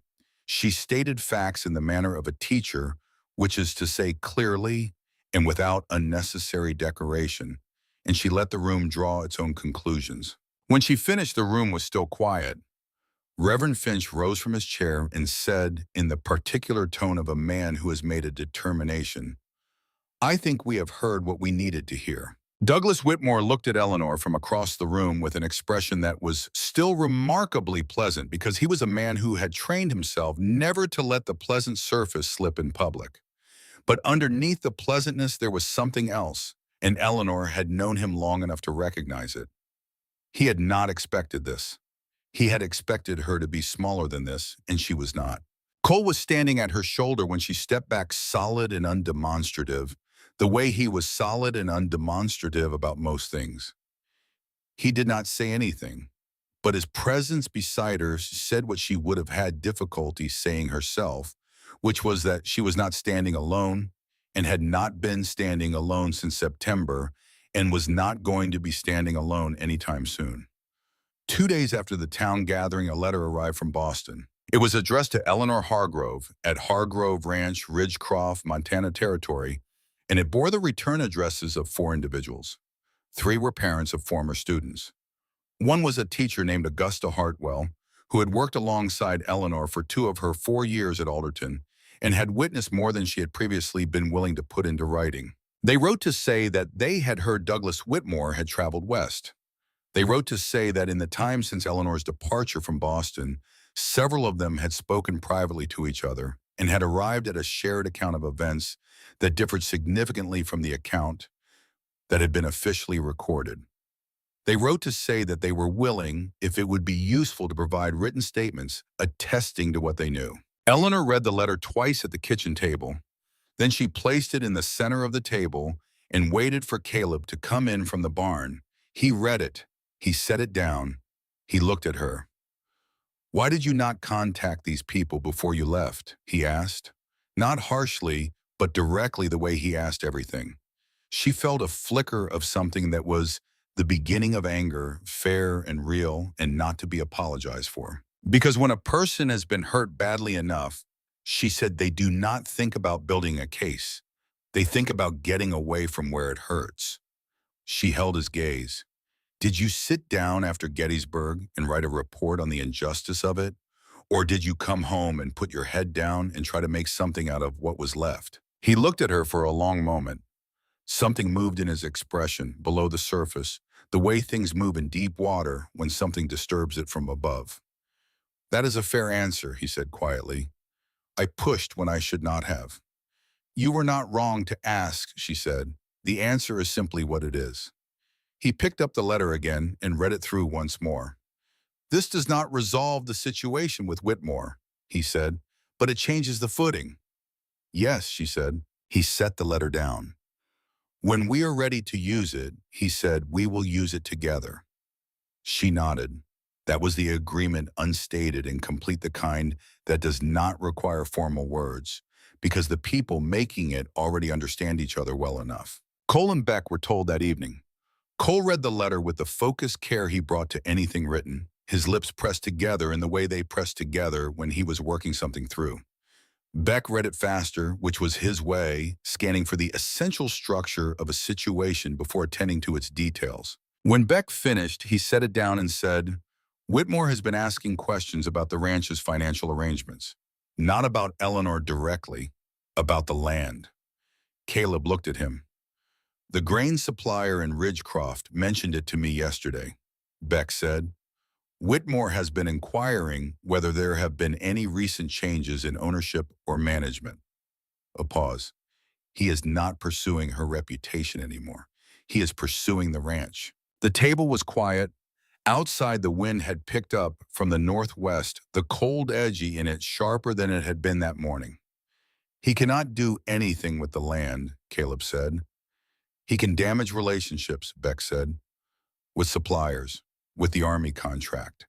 If people question the stability of this operation, it affects what we can negotiate for next season." Caleb was quiet for a moment. The lamp on the table burned steadily. Eleanor said, "I need to look at something." She went to the cabinet where the ranch documents were kept. She had been reorganizing the filing system for 3 weeks, a project she had undertaken with the thoroughness she brought to all organizational tasks. And in the process, she had developed a comprehensive familiarity with the ranch's paperwork going back to its earliest days. She brought a folder to the table and laid it open. Inside was a collection of documents from the land purchases of 1865 through 1870 deeds and transfers and correspondence with the Territorial Land Office. She had sorted through most of it. She went to the section from 1867 and found what she was looking for. She placed a single piece of paper on the table in the lamplight. It was a land deed for the North Pasture, the 300 acres purchased from a family named Greer, who had been relocating south in the autumn of '67. The deed itself was standard, but there was a note attached to the bottom of it, written in a different hand from the rest of the document, 4 lines added after the original signing. She pointed to the 4 lines. Caleb read them. His face did not change, but he read them twice. Beck pulled the paper closer and read it. Then he said a single word quietly that was not suitable for repetition. Cole read it last. He set it back down on the table very carefully, as though it required gentleness. The note was dated November of 1867 and witnessed by 2 signatures. It recorded a verbal understanding between Caleb Hargrove and the departing Greer family that the Greer heirs retained the right to purchase the North Pasture, back within 10 years of the original sale date, at the original price should they choose to exercise it. 10 years from November 1867 was November 1877, 5 years away. The North Pasture was not the largest part of Hargrove Ranch, but it was where the primary water source ran, and it contained the best winter grazing in the valley. Without it, the ranch was sustainable. Without it, the ranch was also significantly less than it had been in ways that would compound over time. Did you know about this? Eleanor asked Caleb, keeping her voice level because the question needed asking without an accusation in it. I knew about the conversation with old Greer, Caleb said slowly. I did not know it had been written down. He looked at the paper again. I would not have agreed to have it written down without consulting a lawyer. That handwriting is not yours, Eleanor said. No, he said, it is not. Then someone added this afterward. The four of them sat around the table with the lamp between them and the wind pushing at the windows in the North Pasture somewhere out in the dark beyond the glass, 5 years from becoming a question that could be asked in a court of law. I have the address of a land attorney in Billings, Eleanor said. I looked it up this afternoon when I found the document. She looked at Caleb. I wrote the letter before supper. It goes out tomorrow morning with Jimmy Aldrich. Cole looked at her across the table. This afternoon, he said. I found it around 2 o'clock, she said. I had 3 hours before supper. Beck looked at Caleb. The particular look of two brothers who have known each other for 28 years and have arrived simultaneously at the same understanding. Eleanor kept her eyes on the documents because she was being practical, and the documents required attention, and she did not want to make more of the moment than it was. But she heard it the quality of the silence at the table, not the silence of a problem unsolved. The silence of people who have understood something that did not need to be stated aloud. Hargrove Ranch had a partner, now. And outside, the wind drove the first hard edge of winter down from the mountains and across Silver Elk Valley, and somewhere in Ridgecroft, in a rented room at Agnes Porter's boarding house, a man from Boston was running out of angles. He did not know yet that the woman he had come to diminish had spent the afternoon in a filing cabinet finding the one document that could change the game entirely. He would know soon enough. But tonight the lamp burned on the kitchen table of Hargrove Ranch, and 4 people sat around it, and the North Pasture lay in the dark beyond the window, and the letter to the Billings attorney was already written, folded, and ready to send. Tomorrow it would go. The letter to the Billings attorney went out on a Tuesday morning with Jimmy Aldrich tucked into the mail pouch, with the ranch's weekly orders. Eleanor watched Jimmy ride down the road from the kitchen window with her coffee cup in both hands, and she felt the particular satisfaction of someone who has converted a problem into a process which is the only reliable way to solve anything. In the 3rd week of October, she had noticed something. She had not said anything immediately because she was a practical woman, and practical women do not announce uncertainties before they have been confirmed. She had waited 2 weeks paying careful attention to the evidence her body was providing, and then she had ridden to Ridgecroft on a Wednesday afternoon and sat in Doc Walter Harlan's small office for 20 minutes. Doc Harlan was a man of 62 who wore steel-rimmed spectacles and had been practicing medicine on the frontier for 25 years, which had given him a perspective on human events that tended toward the measured and the unhurried. He confirmed what Eleanor had expected him to confirm and told her the probable timing and gave her his standard practical recommendations in the direct manner she had come to appreciate. Spring, he said. April, most likely. You're in good health and your constitution is sound. There is no reason to expect difficulty. He paused, peering at her over his spectacles. Caleb Hargrove, he said, is a man who has built something worth building. A pause. He is luckier than he knows. She rode home in the late afternoon light, with the valley spread around her in the gold and brown of deep autumn, the mountains to the north white above the tree line, the sky enormous overhead, in the way Montana sky was always enormous once you had stopped being frightened by the size of it and started simply living inside it. She did not tell Caleb that evening, or the next. She carried the knowledge for 4 days, not from uncertainty, but from the private need to sit with something important before offering it to another person to understand it yourself first before it becomes shared. She had always been this way. Some things required a period of solitary reckoning before they could be spoken aloud. On the fourth evening after her visit to Doc Harlan, she asked Caleb to walk with her to the creek. The creek that ran along the north edge of the property was half frozen at its edges by late October, the center current still moving dark and quick between pale shelves of ice. The willows along the bank had lost their leaves and stood bare against the last of the evening sky. The cold was clean and absolute, the kind of cold that sharpens everything, makes the stars brighter and sounds carry farther, and the world feel more precisely itself than it does in kinder weather. They walked to the bank and stood looking at the water. Eleanor reached for Caleb's hand. She held it for a moment in both of hers. Then she placed his hand flat against her coat, against the place where the truth of it was still her body's secret and would not be visible to the world for some months yet. She did not say anything. She let him understand it through the stillness of her hands and the way she was looking at him. When he looked up from his hand to her face, he went very still. Not the practiced stillness of a man controlling his response.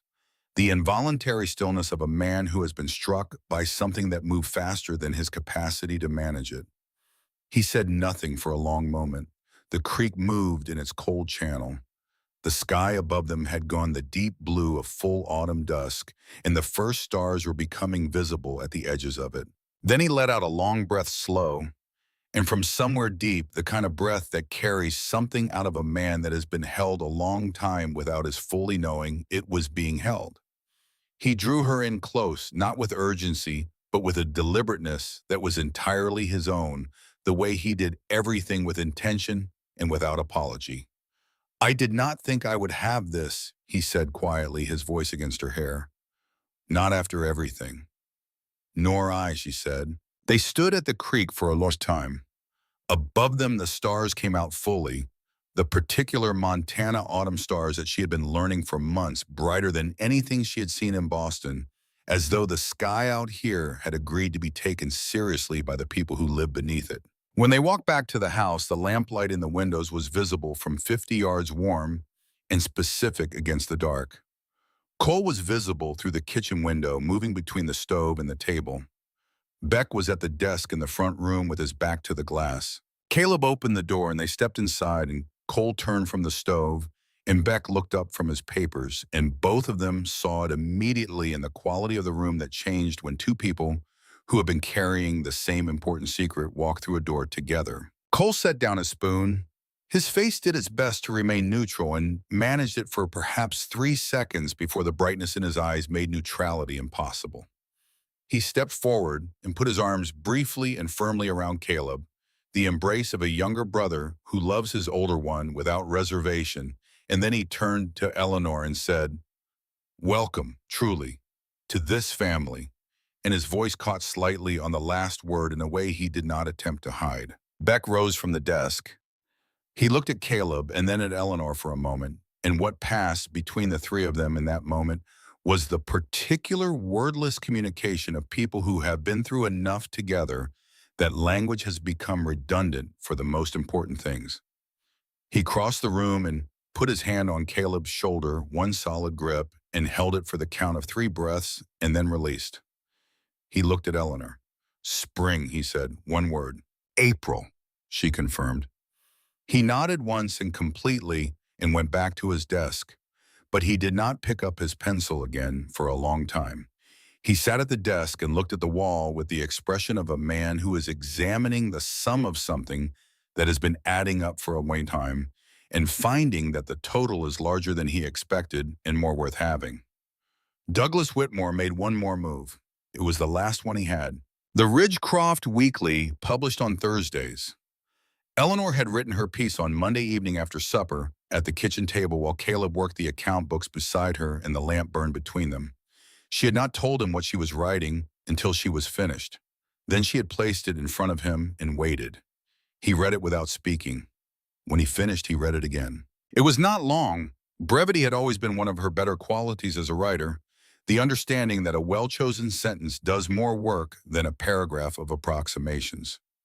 She had written 240 words.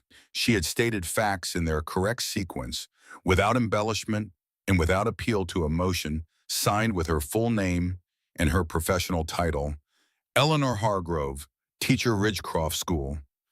Caleb set it down. He looked at her across the table. You have been writing since you were a girl, he said, not a question. Since I was 9, she said. He pushed the piece back toward her. Send it, he said. She sent it Wednesday morning. It ran Thursday. By Friday afternoon, the piece had been read by every adult in Ridgecroft, and by the following Tuesday, a copy had made its way to Billings, where it was reprinted in the territorial paper with a brief editor's note acknowledging its clarity. On Thursday evening, Agnes Porter sent word to the ranch that Douglas Whitmore had settled his account and departed for Billings. He left no forwarding address.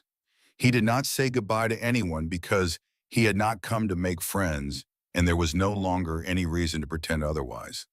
The room at Agnes Porter's boarding house was empty by nightfall. Eleanor was feeding the chickens when Cole came to tell her. He said it simply and without theater because the Hargroves had never wasted words on theater. She listened, set down the grain pail, and looked out at the valley for a moment. The mountains were very clear that afternoon, the first snow on the high peaks catching the low autumn sun in a way that made them look lit from inside. She said, "Thank you, Cole." He picked up the grain pail and finished feeding the chickens because that was how Cole Hargrove expressed the things he felt deeply through the quiet completion of necessary tasks. That evening at supper, no one made a speech about it. No one needed to.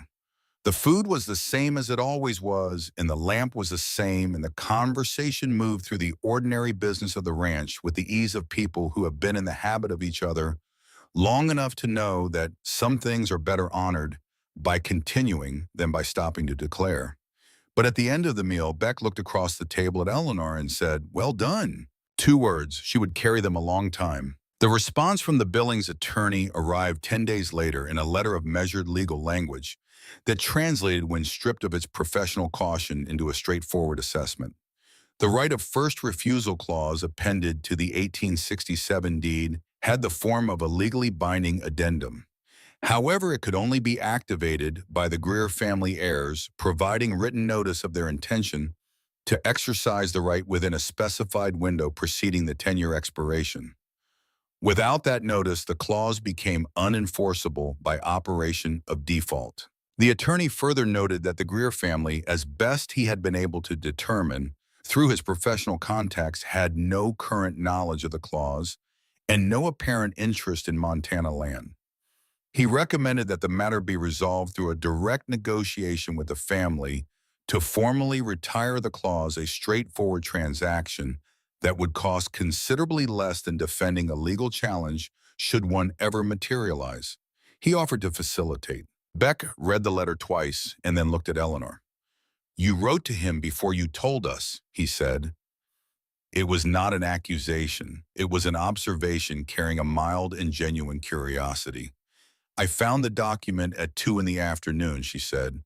"I did not want to bring a problem to the table without also bringing a direction forward." Beck considered this for a moment with the expression of someone placing a piece of information into the larger picture he was continuously assembling. "That is a sound approach," he said. "It is how I was taught to teach," she said. "Do not put a problem in front of a child without also providing a path through it." He looked at her. Something shifted in the steady amber of his eyes, small enough that a stranger would not have seen it. Beck was not a man who showed his interior landscape on his face, but Eleanor had been living in close quarters with him for 2 months, and she had learned his particular register of small signals, the way you learn to read weather on a mountain, not through dramatic signs, but through the accumulation of subtle ones. "Cole and I will go to Billings and meet with the attorney," he said, "and with the Greer family." "I would like to come," she said. He did not tell her the trip would be difficult or the roads uncertain or that it was not necessary for her to be present. He said, "Then you should come." The 3 of them left for Billings on a Wednesday and returned Friday evening with a signed document retiring the Greer family's right of first refusal in perpetuity, purchased for a sum that the family considered fair, and that Hargrove Ranch considered considerably less expensive than the alternative. The transaction had been straightforward. The Greer heirs, an elderly widow, and her two grown sons living in a boarding house near the Billings freight yards, had been surprised to learn the clause existed at all and had been perfectly willing to release it for a reasonable payment. On the road back in the second hour of riding, when the valley was beginning to open up ahead of them, and the mountains to the north were catching the last of the afternoon light, Beck pulled his horse alongside Eleanor's. "You were right about Douglas Whitmore," he said. "I know," she said. He kept his eyes on the road ahead. "What I want you to know," he said, "is that this ranch is in better shape than it was before you came. Not because of what you found in that cabinet, though that mattered. Because you think the way you think." A pause. The horses walked steadily through the long grass. Beck Hargrove does not say things like that easily, so when he does, it means the thing it says. She was quiet for a moment. "I know that too," she said. He nodded once, and that was the end of it. And from that road forward, something between them was different in the way that things are different after they have been properly named, simpler and cleaner, and without the slight friction of a question that has not yet been asked. Caleb was at the corral fence when they rode in. He looked at the three of them and then at the saddlebag where the document was folded. Beck handed it to him without ceremony. Caleb unfolded it and read it in the failing light. Then he folded it again and put it in his coat pocket and looked up at the mountains. "Built this with our own hands," he said quietly to no one in particular, or perhaps to all of it, the land and the years and the work and the people who had done it. "And it will stay ours." He went into the barn. The matter was settled. November came hard. The first real storm of the season arrived from the northwest on a Tuesday night.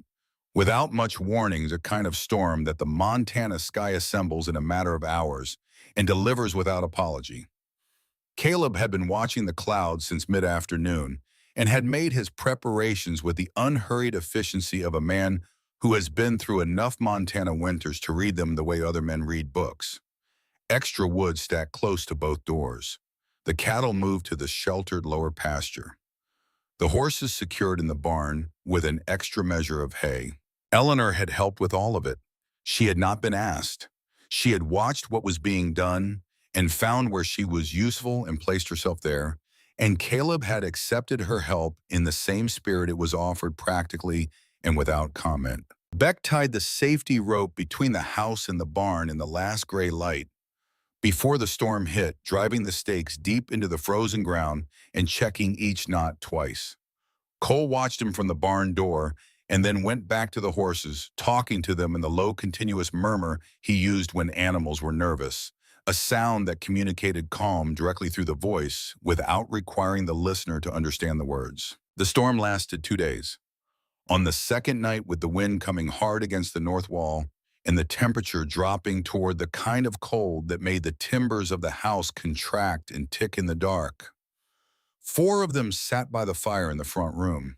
Caleb had brought out a book, a volume of history that he had owned for years and read in pieces, and he read aloud in the quiet way he did most things without performance, simply offering the words to whoever wanted them. Eleanor sat across from him with her sewing, and Beck was at the small table near the window working figures on paper in the lamplight. And Cole was on the floor near the hearth with his back against the wall and his harmonica in his hands, not playing it, just holding it the way he held it when he was thinking about something that did not yet have words. At some point in the second hour, Eleanor set down her sewing and looked at the room, at the fire and the lamp and the snow pressing at the windows and the 3 men in it, each occupied in his particular way, and the dog asleep near the hearth, and the sound of Caleb's voice continuing steadily with the history book. She had a thought that she did not speak aloud because it did not require speaking. She was home, not in the way of a traveler who has found a comfortable place to stop, in the way of a person who has discovered where they belong, which is a different thing entirely, rarer and more specific, and not to be confused with comfort, because home is not always comfortable and belonging is not always easy, and the best of both usually requires something of you that you were not entirely certain you had to give. She was home. The winter of 1872 into 73 was the hardest that Silver Elk Valley had seen in 10 years. And the people of Ridgecroft said so for decades afterward. The Wade communities always knowed a winter that required more of them than usual and came out the other side with fewer illusions and more respect for what the land was capable of. The cold came in December with a severity that made the November storm seem preparatory temperatures dropping to places that the thermometer at the trading post had not recorded since 1863. The snow was relentless and horizontal and packed itself into drifts against the north walls of every structure in the valley, so that by January the house looked as though the land had decided to reclaim part of it. The road to Ridgecroft was impassable for most of February. Caleb was out before dawn every morning without exception, checking the cattle in the lower pasture and breaking the ice that formed overnight on the water trough, and assessing the condition of the animals with the sustained attention of a man who understands that the margin between a herd that comes through a hard winter and a herd that does not is made up of 1,000 small decisions made correctly and consistently over months. He came in at mid-morning with his coat stiff with frost, and Eleanor had coffee waiting, and he drank it standing at the stove because it was faster, and then he went back out. Beck took responsibility for the water system, the pipes that ran from the spring to the house and to the barn, which had a persistent tendency in extreme cold to freeze at the joint above the cellar door. He addressed this each morning before breakfast with a method that involved a length of pipe, a small torch, and a tolerance for working in confined spaces in the dark, while the temperature around him attempted to solve the same problem through different means. He was effective and consistent and entirely unremarkable about it, which was the Hargrove approach to necessary things. Cole kept the animals calm. This was not a small thing. Horses in extreme cold become something between nervous and volatile, and a panicking horse in an enclosed barn can cause damage that compounds into genuine danger within minutes.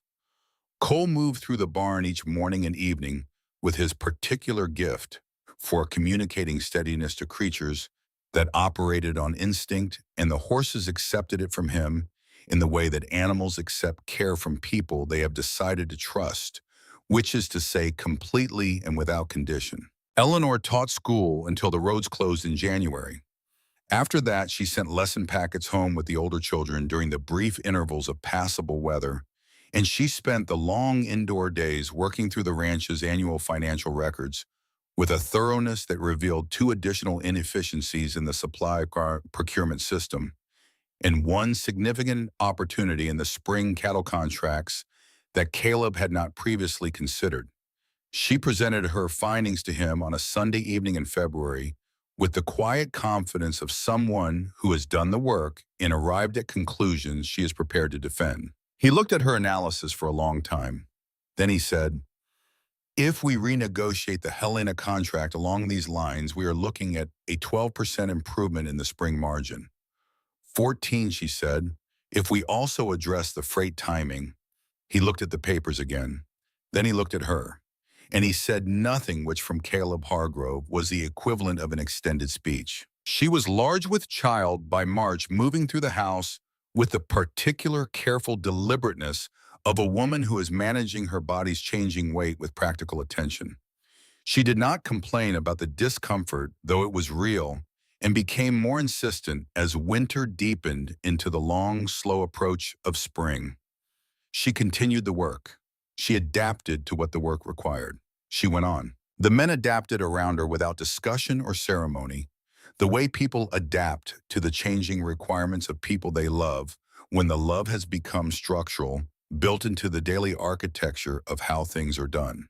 Caleb took over the heavier chores she had been carrying without comment. Beck adjusted the milking schedule so that the work was done before she was up in the morning. Cole brought firewood in without waiting to be asked more of it, and more frequently than the stove strictly required, because the house needed to be warm, and he had decided that keeping it warm was his responsibility, and that was the end of it. James Hargrove arrived on the 14th of April, 1873, on a morning when the snow was finally off the low ground, and the creek was running high and fast with snowmelt, and the first green was beginning to appear in the sheltered south-facing slopes of the valley. Doc Harlan had ridden up from Ridgecroft 2 days before as Eleanor had entered the final hours of her waiting, and he had been calm and professional in exactly the steady presence the situation required. The labor was long. It was not easy. It was the kind of thing that asks a great deal of a woman and that a woman answers with whatever she has. And Eleanor answered it the way she had answered most difficult things in her life, by putting her head down and doing what was required until it was done. Caleb sat in the hallway outside the room through the night and the following morning and into the afternoon, not pacing, not speaking, simply present in the way that he was present for everything that mattered to him, completely and without reservation. Cole sat with him for the night portion, and the two of them said perhaps 12 words to each other in 8 hours, which was sufficient. Beck came and went, checking the animals and the property, and returning unable to be entirely still, but unwilling to be entirely elsewhere. When the child's cry came through the closed door, sharp and declarative and entirely himself from the very first sound, all three men went still at once as though the same current had passed through them. Doc Harlan opened the door. He looked at Caleb. "Come in," he said. Caleb rose. Cole put a hand on his arm for a moment, not to stop him, just to acknowledge the weight of what he was walking toward, and then released him. Caleb went through the door. Cole and Beck were in the hallway. Beck went to the window at the end of the hall and looked out at the valley. The mountains were visible above the tree line, still white at the peaks, and below the peaks, the lower slopes were showing the first faint color of spring growth. The season's promise delivered in increments, the way all real things arrive. Beck looked at the mountains for a long time. His face did what it rarely did. It let something through. Inside the room, Eleanor was in the bed, exhausted in a way that went past the surface of the body into some deeper stratum, and alive in a way that was equally deep and real and present. In her arms was the child. He was red and small and had the Hargrove look already in the set of his jaw, which was perhaps a thing she imagined and perhaps was not. Caleb knelt at the side of the bed. He looked at the child and then at his wife and then at the child again, and he did not say anything because there was nothing adequate to say, and Caleb Hargrove had never been in the habit of saying things when nothing adequate was available. Eleanor looked at him. "James," she said quietly, "if you agree." He reached out and took the child from her with the careful hands of a man who has handled fragile things and known their value. He held him against his chest, the small and complete person who had arrived out of everything that had happened to bring them both to this valley, and something moved in his face that Eleanor had not seen there before and would not easily forget. His shoulders, which had carried the weight of a ranch and a family and a warren and 7 years of Montana winters, dropped the smallest fraction. Not from weakness, from the release of something that had been held so long, it had become part of the posture of the man and was only now in this room with this child permitted to be set down. "James," he said. He bowed his head over the child for a moment in a silence that was not empty. When he lifted his face again, his eyes were clear. He looked at Eleanor, and she saw in his expression the thing that she had come to understand was Caleb Hargrove's version of everything he could not bring himself to say, which was to say, it was everything. "Rest," he said quietly. "I'll be here." She closed her eyes.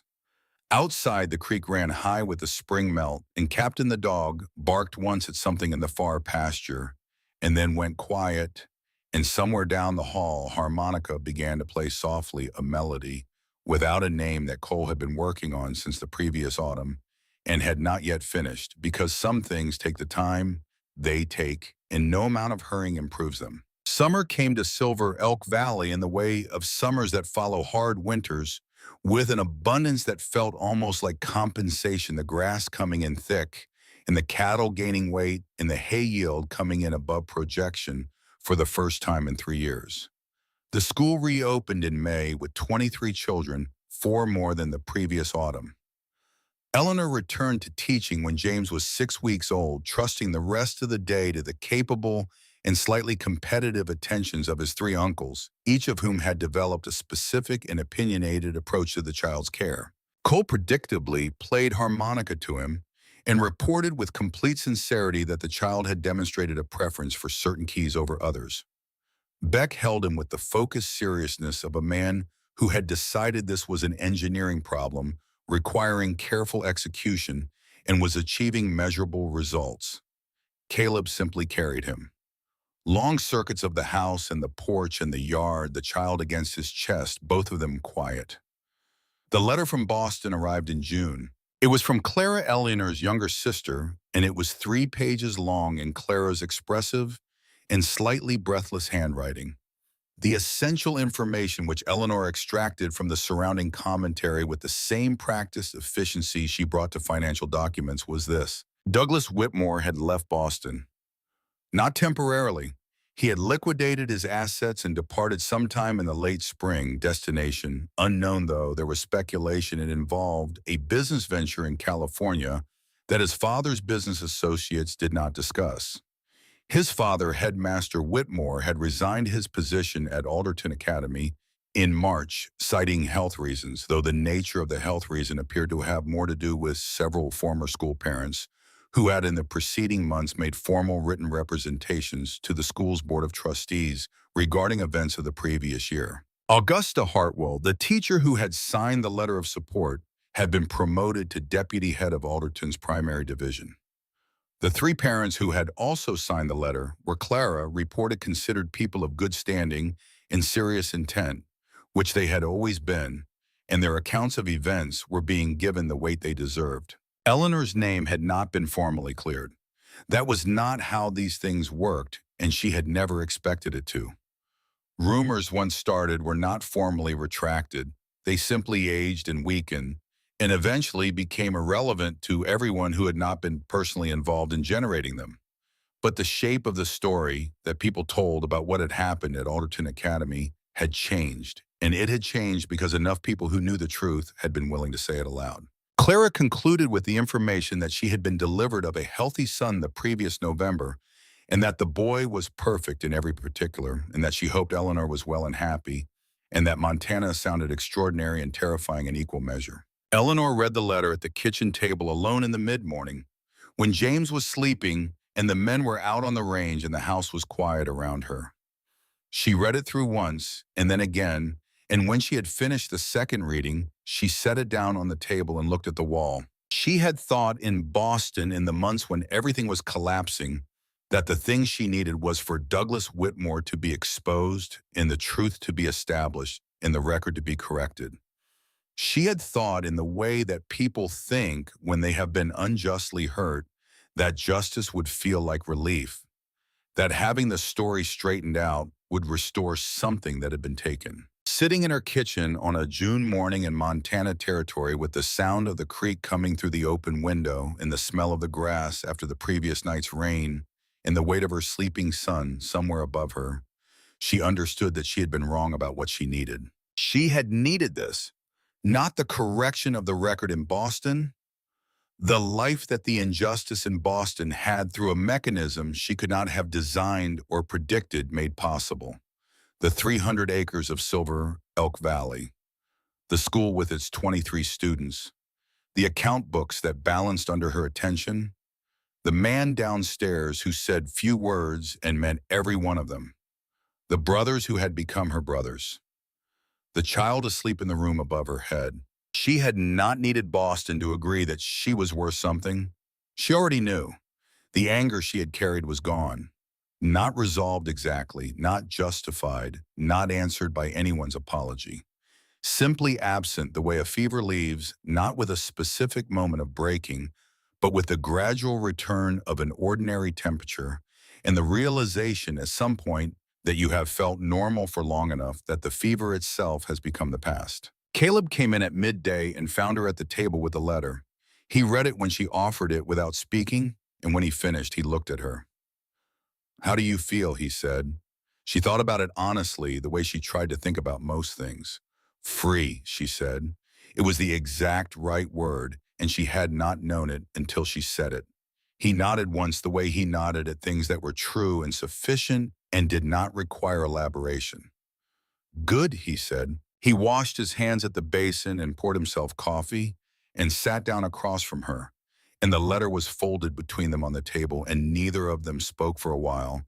And the silence was the kind built by months of shared work and shared difficulty, and shared nights in a house that had become, by accumulation, a home. On the third Thursday of September 1873, exactly 1 year after the stagecoach had rolled into Ridgecroft Station with a woman aboard who had not spoken since Billings, Caleb Hargrove saddled Daisy in the late afternoon and brought her around to the side of the house. He had not announced any specific intention. He simply appeared at the kitchen door with the horse and said, "Ride." Eleanor took off her apron. They rode out together in the long autumn light, the same light that had been on the valley the previous September. The same gold and the blue and the same cottonwoods along the creek going yellow. The same mountains to the north. The same sky overhead. She rode Daisy and he rode his bay gelding, and they went north along the creek trail without hurrying, Captain trotting ahead of them with his tail describing his standard arc of contentment. They stopped at the place where the north pasture widened beside the deep pool in the creek, the place where the water ran slow and clear, and you could see the pebbled bottom 3 feet down. The willows were turning. The first frost had not yet come, but it was near. You could smell it in the evening air. They sat on their horses side by side and did not say anything for a while. "Do you remember what you thought?" she said when the coach door opened. He considered. "I thought you were not what I had prepared for." "What had you prepared for?" He was quiet a moment. "Someone more composed," he said, "more certain." She looked at the water. "And what did you think when you saw what I actually was?" "I thought," he said, with the slow consideration he gave to things he was saying carefully, "that a person who was crying that hard on a public platform and still had her chin up was someone worth knowing." She looked at him. "The chin up part," he said. "That was the part I noticed." She laughed, and it was the same laugh that had come out of her at the kitchen table on her first night in this house, unexpected and real, the laugh of someone who has found something genuinely funny in the place where they did not expect to find it. He almost smiled. Not quite, but close enough. "I was terrified," she said. "I know," he said. "You didn't show any of that, that it was difficult for you." "It was," he said. "I was not going to show it on the platform." "And now," she said. He looked at the creek for a moment, at the water moving around the stones with its patient and indifferent continuity. "Now," he said, "I show it here with you, because that is the arrangement." She reached across the space between their horses and put her hand on his. He turned his hand over and held it. Above them, the sky was doing the thing it did in Montana autumns, deepening toward a blue so saturated it was almost impossible to believe it was real, the blue of a sky that has agreed to be fully itself. "You don't have to pretend with us," he said, quietly as he had said it a year ago, not as a reminder, as a restatement of something that did not age or diminish. She held his hand and looked at the sky. "I know," she said. Silver Elk Valley, Montana Territory, September 1893. 21 years is a long time to be somewhere. Long enough that the somewhere becomes inseparable from the person the way a tree becomes inseparable from the soil it is grown in, not because the tree could not have grown elsewhere, but because it grew here and here is what shaped it, and the shaping is the story. Caleb Hargrove was 53 years old in the autumn of 1893. His hair had gone fully silver at the temples and was moving in that direction everywhere else, and there were lines in his face that had not been there in 72 lines of weather and decision, and the specific gravity of a man who has been responsible for things that mattered over a long period of time. The scar on his jaw had faded further, pale enough now that you had to be very close to see it. His hands were the same hands, calloused and capable, the hands of a man who had been building things with them for most of his adult life and did not intend to stop. He rose before light every morning because he always had. He went to the barn because the barn required attention before anything else did. He drank his first coffee at the kitchen table when he came back in, and Eleanor was usually already at the table with her own cup, because she had learned over years to wake when he did not from obligation, but from the particular pleasure of those early morning minutes before the day's requirements arrived, when the house was quiet and the light through the kitchen window was the particular gray-blue of pre-dawn, and there was no agenda except the coffee and the company. Hargrove Ranch had grown. 200 additional acres acquired in the late 70s when the neighboring Osgood claim was dissolved. The cattle operation had expanded to the point where they were regularly supplying the Helena Military Depot under a multi-year contract. A proper bunkhouse had been built in '81 to house the 3 permanent hands the operation now required. The house had been extended at the back to add a proper study because Eleanor had accumulated enough books and papers to justify a room of their own, and because Caleb had decided without a great deal of discussion that a woman who had spent 20 years building this place alongside him was entitled to a room of her own. Beck and Rowena lived half a mile down the Valley Road in the house Beck had built in '78 after he had married Rowena Callister in '76 and spent 2 years arguing with himself about whether to build near his brothers or at a remove that would give them both household independence. He had eventually built near because that was the correct answer, and he had known it from the beginning. And the arguing had been with the part of himself that occasionally wanted things to be different from what they were. They had 2 sons and a daughter. The sons worked the ranch. The daughter at 17 had her father's amber eyes and her mother's complete immunity to being intimidated by the men around her. Cole and Cordelia, who everyone had called Cora from the first month and would continue to call Cora for the rest of their lives, had come to the ranch after their marriage in '84 and had built on the east side of the property where the morning light came first. Cora had brought a small upright piano with her transported from Billings at significant expense and over roads that made the transport more of a saga than a transaction, and it stood in their front room and was played every evening. Cole still played harmonica. The combination was something that drifted across the ranch on still summer evenings, and that people in the valley had come to associate with the Hargroves the way they associated a particular smell or a particular quality of light with a specific place in their memory. James Hargrove was 20 years old and studying law in Billings. He had decided on this direction himself at 16 and had explained his reasoning to his father in a conversation that Caleb had afterward reported to Eleanor in 3 sentences. The boy wanted to understand land rights. He had seen what a handwritten addition to a deed could threaten to do to a ranch. He intended to prevent that from happening to anyone in the valley who could not defend themselves against it. Caleb had listened to this and then said, "All right." Eleanor had not been surprised by either the decision or the response. On a Thursday afternoon in late September of 1893, Eleanor was sitting on the front porch with a book and a cup of tea, which was where she often was in the late afternoons when the school day had ended and the supper preparations were not yet pressing.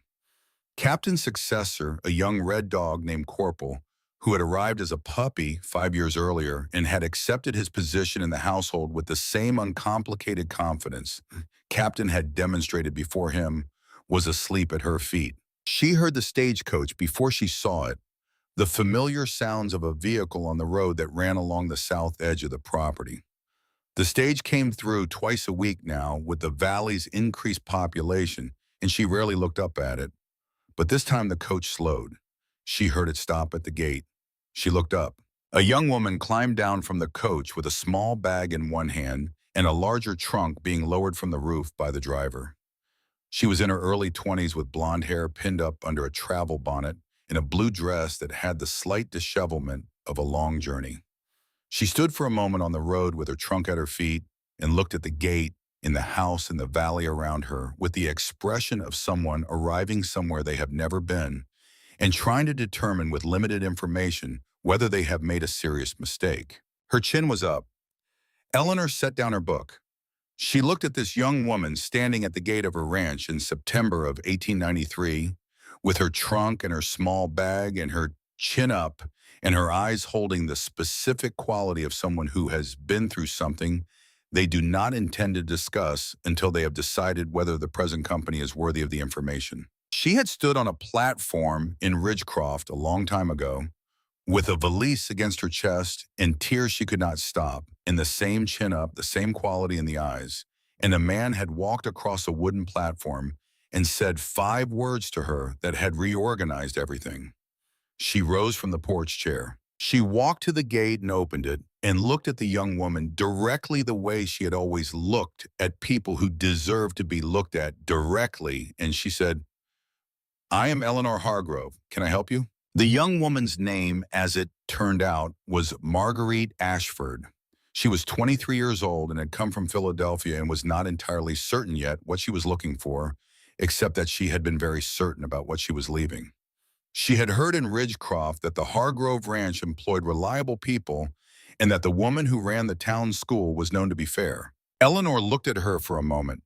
She looked at the trunk and the small bag and the particular quality of the chin that was up. "Come inside," she said.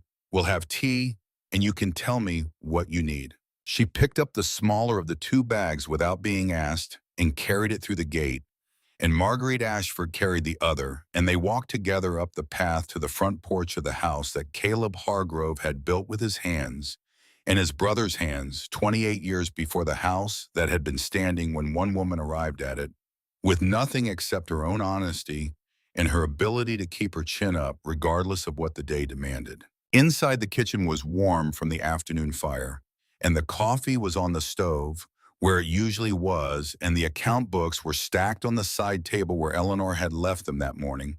And on the windowsill above the basin, there was a small jar of late autumn wildflowers aster, and the last of the yarrow placed there that morning by a man who had been placing flowers on that sill for 21 years without ever explaining why and without ever being asked. Eleanor set the bag down and turned to the young woman in her kitchen.